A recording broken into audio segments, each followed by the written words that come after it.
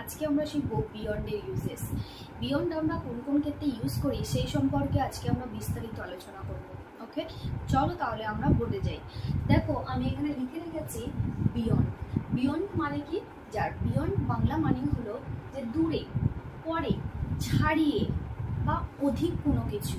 ওকে, এবার আমরা বিয়ন্ড কোন কোন ক্ষেত্রে ইউজ করি। বিয়ন্ড আমরা ফার্স্ট ইউজ করি প্রিপোজিশন রূপে, নেক্সট হলো অ্যাডভার্ব রূপে, আর আরেকটি হলো ইডিয়মস রূপে। ওকে, ফার্স্ট আমরা শিখব যে প্রিপোজিশন রূপে আমরা বিয়ন্ডকে কোন কোন ক্ষেত্রে ইউজ করতে পারি। ফার্স্ট দেখো আমি এখানে প্রথম তিনটে ব্যবহার নিয়েছি প্রিপোজিশন রূপে। দেখো প্রথমটা কি আছে, on or to the further side of something.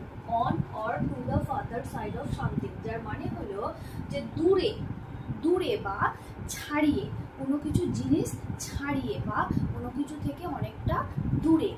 ধরো আমি যদি বলি he lives beyond the mountain. He lives beyond the mountain, say mountain থেকে দূরে, মাউন্টেনকে ছাড়িয়ে বাস করে। He lives beyond the mountain, যার মানে হলো যে সে মাউন্টেন থেকে দূরে বা মাউন্টেনকে ছাড়িয়ে অনেকটা দূরে সে বাস করে। ওকে, আমি যদি আবার বলি his house beyond my house. His house beyond my house মানে তার বাড়ি আমার বাড়ি থেকে দূরে। হিজ হাউস তার বাড়ি, বিয়ন্ড মাই হাউস তার বাড়ি আমার বাড়ি থেকে দূরে বা আমার বাড়ি থেকে ছাড়িয়ে তার বাড়ি।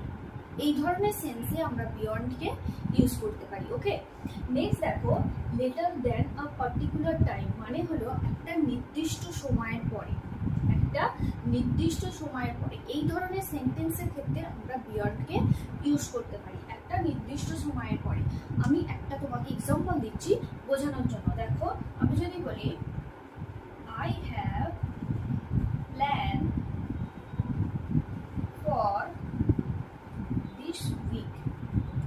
I have plan for this week, এই সপ্তাহে আমার কাছে প্ল্যান আছে। I have plan for this week, but I didn't think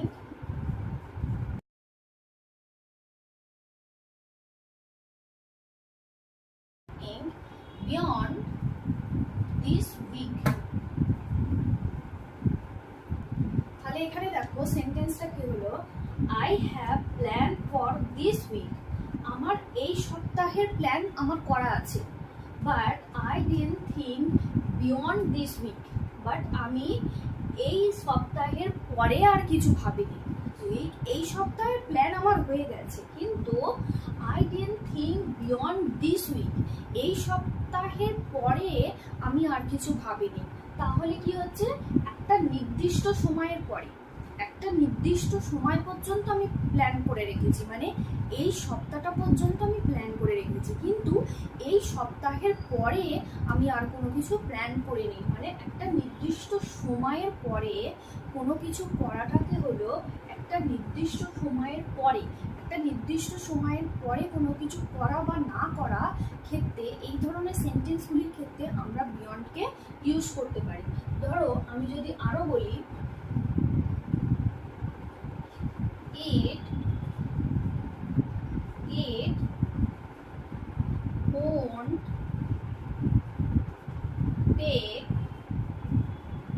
it won't take out the time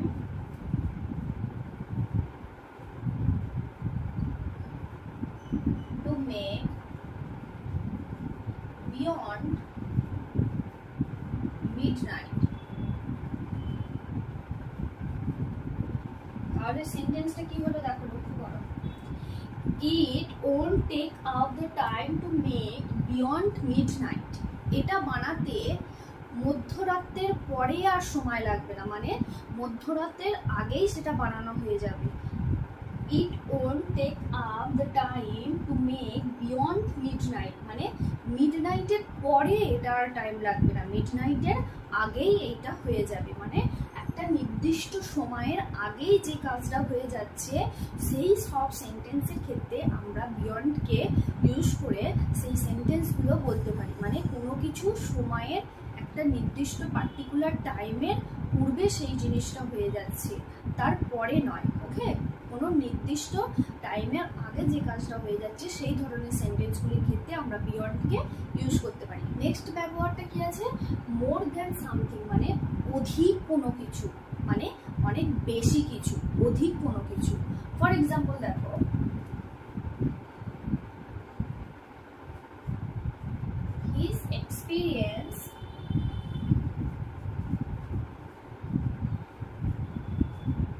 his experience beyond my assume.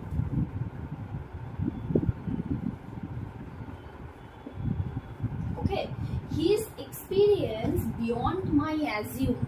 His experience beyond my assume. তার অভিজ্ঞতা আমার ধারণারও অধিক, তার অভিজ্ঞতা আমার ধারণারও অধিক। মানে আমি তার সম্বন্ধে ধারণা করেছিলাম যে তার এতটুকু ধারণা বা অভিজ্ঞতা থাকতে পারে, কিন্তু তার থেকেও, আমার ধারণা থেকেও তার এক্সপিরিয়েন্স, তার অভিজ্ঞতাটা অনেক বেশি। মানে যখন কোনো সেন্টেন্সের মধ্যে অধিক কোনো কিছু বোঝাচ্ছে তখন আমরা বিয়ন্ড দিয়ে সেই সেন্টেন্সগুলো পূরণ করতে পারি। মোর দ্যান সামথিং, যখন কোনো কিছু বেশি কিছু বোঝাচ্ছে, অধিক কোনো কিছু বোঝাচ্ছে, একটার থেকে অধিক কোনো কিছু বোঝাচ্ছে, তখন আমরা বিয়ন্ডকে সেই সেন্টেন্সের মধ্যে ইউজ করতে পারি।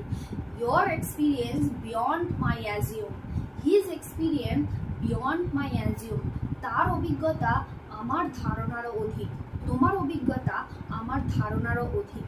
মানে আমার ধারণা থেকে যেটা অধিক, আমার ধারণা থেকে যেটা বেশি, সেই সব সেন্টেন্সের ক্ষেত্রে মানে অধিক কোনো কিছু বোঝাতে আমরা বিয়ন্ডকে ইউজ করতে পারি। ওকে, আমি আর একটা এক্সাম্পল দিচ্ছি, দেখো, your asset beyond my asset. Your asset beyond my asset, তোমার সম্পত্তি আমার সম্পত্তির তুলনায় অধিক। দেখো সেন্টেন্সটা লক্ষ্য করো, your asset beyond my asset, তোমার সম্পত্তি, asset means সম্পত্তি। ওকে, your asset beyond my asset, তোমার সম্পত্তি আমার সম্পত্তির থেকে অধিক, অধিক, তোমার সম্পত্তি আমার সম্পত্তির থেকে অধিক। মানে মোর দ্যান সামথিং কোনো কিছু বোঝাচ্ছে, যখন মোর দ্যান সামথিং মানে অধিক কোনো কিছু বোঝাবে সেই সব জায়গায় আমরা বিয়ন্ডকে ইউজ করে সেই সেন্টেন্সগুলি বানাতে পারি। ওকে, চলো দেখে নিই আরও প্রিপোজিশন রূপে বিয়ন্ডকে কোথায় কোথায় ইউজ করতে পারি। চলো আমরা আরও কিছু বিয়ন্ডের ব্যবহার দেখে নিই প্রিপোজিশন রূপে। ওকে, দেখো এখানে কি লেখা রয়েছে, something is not possible, something is not possible, যেটি সম্ভব নয়, সামথিং ইজ নট পসিবল, যেটি সম্ভব নয়। কোনো কিছু যখন সম্ভব নয়, সব সেন্টেন্সের ক্ষেত্রেও আমরা বিয়ন্ডকে ব্যবহার করে সেন্টেন্স বানাতে পারি। যেমন ধরো আমি যদি বলি, the mobile was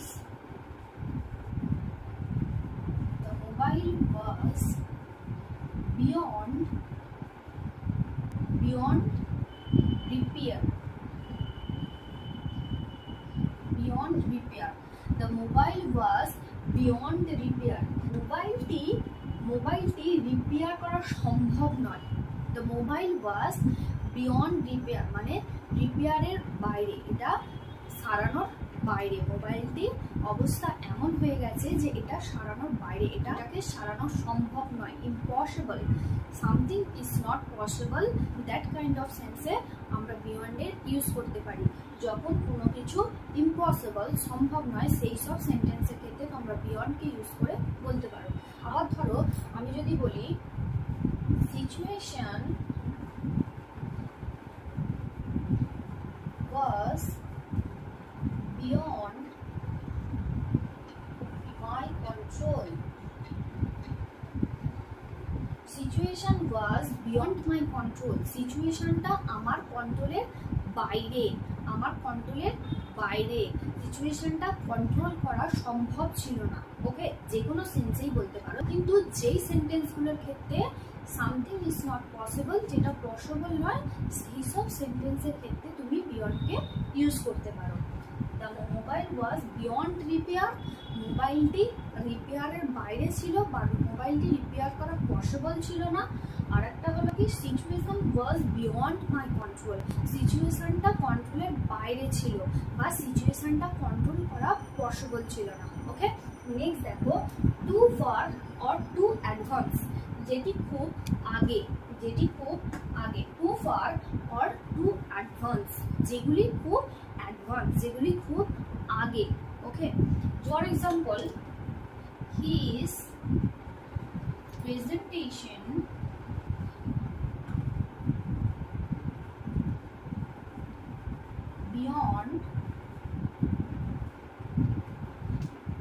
beyond my understand.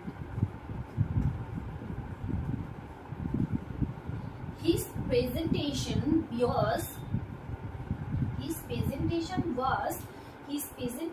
was beyond my understand. তার প্রেজেন্টেশনটা আমার আন্ডারস্ট্যান্ডের বাইরে ছিল, মানে সেটা অ্যাডভান্স ছিল, সেই কারণের জন্য সেটা আমার বুঝতে সুবিধা হয়েছে। যখন কোনো কিছু টু অ্যাডভান্স বোঝাবে, যেগুলো খুব অ্যাডভান্স, যেই জিনিসগুলো তোমার থেকে অ্যাডভান্স, ধরো তুমি কোনো কিছু একটা কোর্স নিয়েছো, যেই কোর্সটা তোমার থেকে অনেকটা অ্যাডভান্স, বা তোমার বন্ধু কোনো কিছু একটা অঙ্ক করছে, যেই অঙ্কটা তোমার এক্সপিরিয়েন্সের বাইরে, মানে সেটা তোমার থেকে অনেকটা অ্যাডভান্স। কোনো কিছু অ্যাডভান্স বোঝালে, সেই মানে কোনো কিছু অ্যাডভান্স বোঝালে যেগুলো অনেকটা আগে, এই ধরনের সেন্টেন্সের ক্ষেত্রে আমরা বিয়ন্ডকে ইউজ করতে পারি। যেমন, হিজ প্রেজেন্টেশন ওয়াজ বিয়ন্ড মাই আন্ডারস্ট্যান্ড, তার প্রেজেন্টেশনটা ছিল আমার আন্ডারস্ট্যান্ডের বাইরে, বা এটা আমার কাছে অ্যাডভান্স ছিল। ওকে, আবার ধরো যদি বলি টু ফার, মানে সেটাও টু ফার মানে খুব আগে, খুব আগে। ওকে, আবার ধরো যদি বলি this course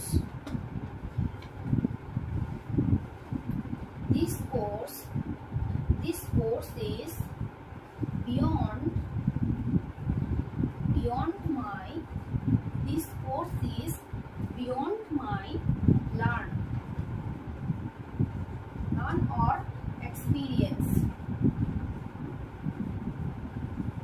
Okay, this course is beyond my learn অথবা এক্সপিরিয়েন্স, এটা এই কোর্সটা হলো আমার অভিজ্ঞতা বাইরে, বা এইটা খুব অ্যাডভান্স, বা আমার শেখাটা, আমি যেটা শিখেছি সেই শেখাটারও অধিক এই কোর্সটা, মানে এই কোর্সটা এতটাই অ্যাডভান্স যে এটা আমার অভিজ্ঞতার বা আমার শেখারও অধিক বা শেখারও বাইরে।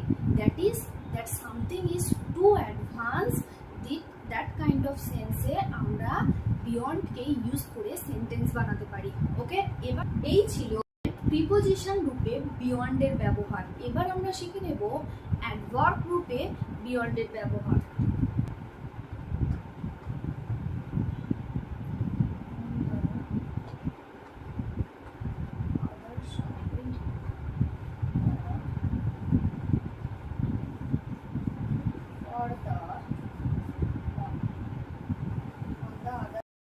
এবার দেখো বিয়ন্ডের ব্যবহার অ্যাডভার্ব রূপে, যার মানে হলো on the other side. On the other side মানে কি? অন্যদিকে। অন দ্য আদার সাইড মানে হলো অন্যদিকে।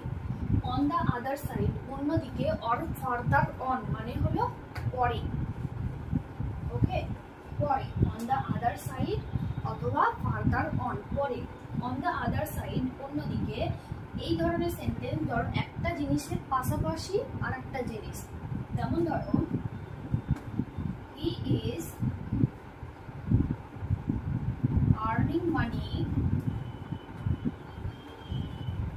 Beyond his study. He is earning money beyond his study. He is earning money beyond his study, মানে সে টাকা রোজগার করছে, বিয়ন্ড হিজ স্টাডি। অন্যদিকে সে কি করছে, সে পড়াশোনা করছে। ওকে, যখন একটা কাজের পাশাপাশি আর একটা কাজ করছে বোঝানো হয়, একটা কাজ করার সাথে সাথে আর একটা কাজ করছে বোঝানো হয়, তখন সেই সব সেন্টেন্সের ক্ষেত্রে আমরা বিয়ন্ডকে ইউজ করতে পারি। যেমন এই সেন্টেন্সটাতে বোঝানো হয়েছে হি ইজ আর্নিং মানি, সে টাকা রোজগার করছে বিয়ন্ড হিজ স্টাডি, মানে তার স্টাডির পাশাপাশি বা অন্যদিকে সে টাকা রোজগার করছে, অন্যদিকে সে স্টাডিও করছে। ওকে, এই ধরনের সেন্সে আমরা বিয়ন্ডকে অ্যাডভার্ব রূপে ইউজ করতে পারি। যেই সেন্টেন্সগুলোতে বোঝানো হয় যে একটা কাজের পাশাপাশি আর একটা কাজ হচ্ছে, সেই ধরনের সেন্টেন্সে আমরা বিয়ন্ডকে ইউজ করতে পারি। সো এই সেন্টেন্সটাতে ক্লিয়ার যে একটা কাজের পাশাপাশি যখন আর একটা কাজ করা হয় বা অন্যদিকে করা হয়, একটা কাজ করা হচ্ছে অন্যদিকে আর একটা কাজ করা হচ্ছে, তখন সেই সেন্টেন্সের মিডিলে আমরা বিয়ন্ডকে ইউজ করে ফার্স্ট সেন্টেন্সের পরের সেন্টেন্সটা যখন বলতে যাব, ফার্স্ট সেন্টেন্সের পরের সেন্টেন্সের আগে আমরা বিয়ন্ডকে ইউজ করব, like this sentence. Okay, he is earning money beyond his study, সে টাকা রোজগার করছে অন্যদিকে সে স্টাডিও করছে। এবার পড়ে রইল এটা ফার্দার অন মানে পরে, কোনো কিছু পরে। আমরা পরে দিয়ে প্রিপোজিশন রূপেও আমরা সেন্টেন্স শিখেছি, কিন্তু এখানে আমি আর একটা সেন্টেন্স দিয়ে ব্যাপারটাকে ক্লিয়ার করে দিচ্ছি। দেখো, ফার্দার অন মানে পরে। আমি যদি বলি I made plan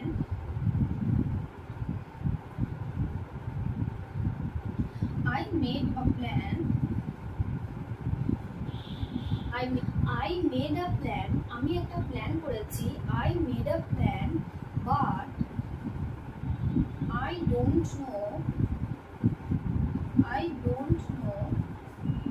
what will happen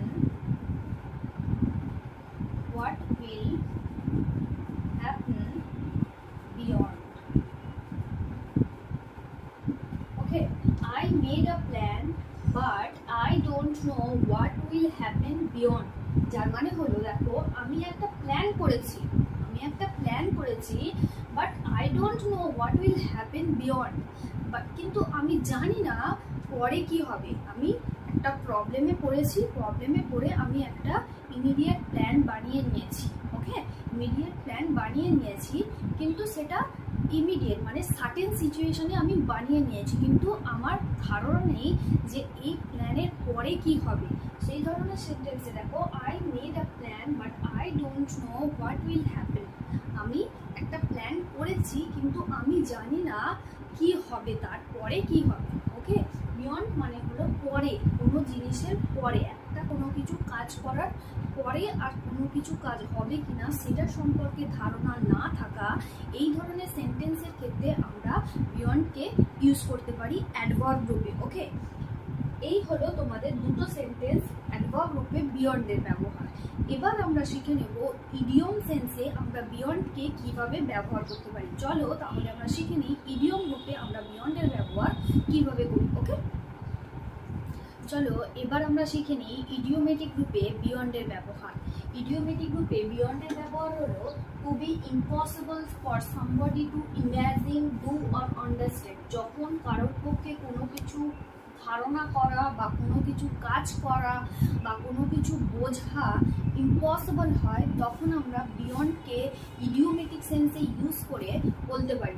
এটা হলো ইডিওমেটিক সেন্সে ইউজ। ওকে, এটা কিন্তু প্রিপোজিশন বা অ্যাডভার্ব রূপে নয়, এটা হলো ইডিওমেটিক সেন্সে। ইডিওমেটিক সেন্সে যখন তুমি কোনো কিছু বলতে পারো যে আমি এই কাজটা করতে পারি না, বা এই কাজটা আমার পক্ষে করা অসম্ভব, বা এটা ইম্যাজিন করা আমার পক্ষে অসম্ভব, বা এটা বোঝা আমার পক্ষে অসম্ভব, সো সেই ধরনের সেন্টেন্সের ক্ষেত্রে তুমি বিয়ন্ডকে ইডিওমেটিক সেন্সে ইউজ করতে পারো। যেমন ধরো, আমি যদি বলি it's beyond me,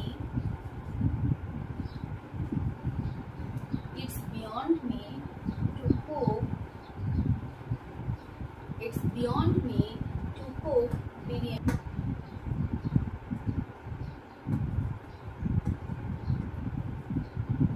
Okay, it's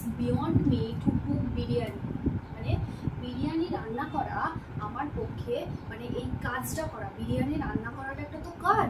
so এই বিরিয়ানি রান্না করা কাজটা আমার পক্ষে impossible. So that time I can say that it's beyond me. এটা আমার পক্ষে ইম্পসিবল, ইটস বিয়ন্ড মি। এটা আমার পক্ষে সম্ভব নয়, it's beyond me.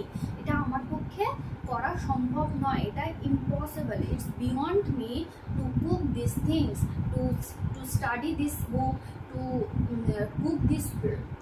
cook this recipe or to understand someone. Okay, so তখন তুমি এই ধরনের সেন্টেন্সের ক্ষেত্রে ইডিওমেটিক সেন্সে বিয়ন্ডকে ইউজ করতে পারো, যেটার মানে হলো কোনো কিছু বোঝা, করা বা ইমাজিন করা অসম্ভব। তো ধরো আমি যদি বলি it's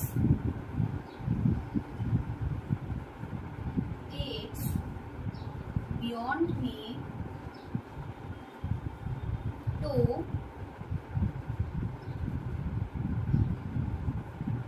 mean this sentence. Okay, it's beyond me to mean this sentence. It's beyond me. এটা আমার পক্ষে impossible to mean this sentence. এই সেন্টেন্সটার মানে বোঝা আমার পক্ষে impossible. Beyond me to cook biryani, it's beyond me to mean this sentence. Biryani রান্না করা আমার পক্ষে ইম্পসিবল, এই সেন্টেন্সটা বোঝা আমার পক্ষে ইম্পসিবল। ইডিওমেটিক সেন্সে আমরা আরেকটা ক্ষেত্রে বিয়ন্ডের ইউজ করি, সেটা হলো গেট বিয়ন্ড, যার মানে হলো ছাড়িয়ে যাওয়া বা কোনো কিছু অতিক্রম করে যাওয়া। ওকে, অতিক্রম করে যাওয়া। আমি যদি বলি don't get beyond, don't get beyond this bad road. Don't get beyond this bad road. এই ব্যাড রোডটি মানে এই রাস্তাটা অতিক্রম করে যেও না। Don't get beyond, get beyond মানেই হলো কোনো কিছু অতিক্রম করে যাওয়া বা কোনো কিছু ছাড়িয়ে, মানে একটা জিনিস থেকে আর একটা জিনিস ছাড়িয়ে যাওয়াটাকে হলো আমরা গেট বিয়ন্ড সেন্সে, ইডিওমেটিক সেন্সে আমরা সেন্টেন্সটা ব্যবহার করতে পারি, যার মানে হলো গেট বিয়ন্ড মানে হলো কোনো কিছু ছাড়িয়ে যাওয়া বা কোনো কিছু অতিক্রম করে যাওয়া। Don't get beyond this bad road মানে এই খারাপ রাস্তাটি অতিক্রম করে যেও না, এই খারাপ রাস্তাটি অতিক্রম করে যেও না। Don't get beyond this bad road, এই খারাপ রাস্তাটি অতিক্রম করে বা এই খারাপ রাস্তাটি ছাড়িয়ে আর যেও না। Okay, so guys, if you like this video, follow me and don't forget to share, subscribe and hit the like button. Thank you.